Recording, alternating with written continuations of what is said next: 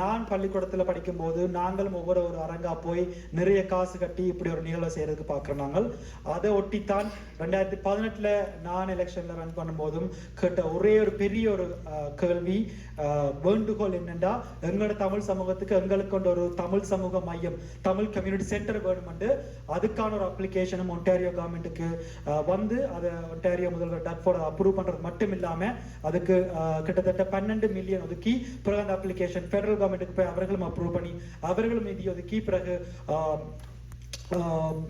முதல்ல இருந்த mayor John Tory அதுக்கான நிலமும் கொடுத்து $25 மில்லியன் நிலமும் கொடுத்து இப்ப அந்த தமிழ் சமூக மையம் தமிழ் மக்களுடைய கையில ஒப்படைக்கப்பட்டிருக்கிறது.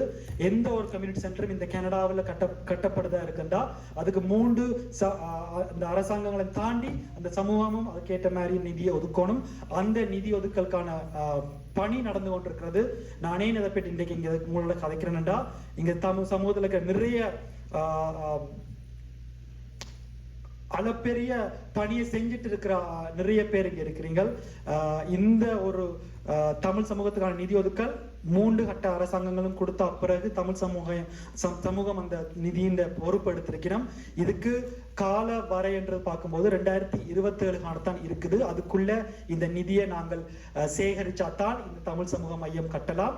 அதாவது மாகாண சபை, மத்திய அரசாங்கம், பிறகு மாநகராட்சி 3ம் கொடுத்த பிறகு தமிழ் சமூகம் கொடுக்கற வேண்டிய அந்த நிதி ஒதுக்கல் இருக்குது. அந்த பணியில இங்க இருக்கிற எங்களோட தமிழ் சமூகத்தின் தலைமைகள் அதுக்கான பங்களிப்பை அந்த டிசிசி தமிழ் கம்யூனிட்டி சென்டர் அந்த போர்டுக்கு அவர்களோட இணைந்து நீங்களும் பணியாற்றும் போதுதான் நிச்சயமா 2027 முதல் இந்த கனவை எங்களோட அடுத்த தலைமுறைகள் அவர்களுக்கான ஒரு லைப்ரரியா இருக்கலாம், அவருக்கான ஒரு ஆடிட்டோரியமா இருக்கலாம்.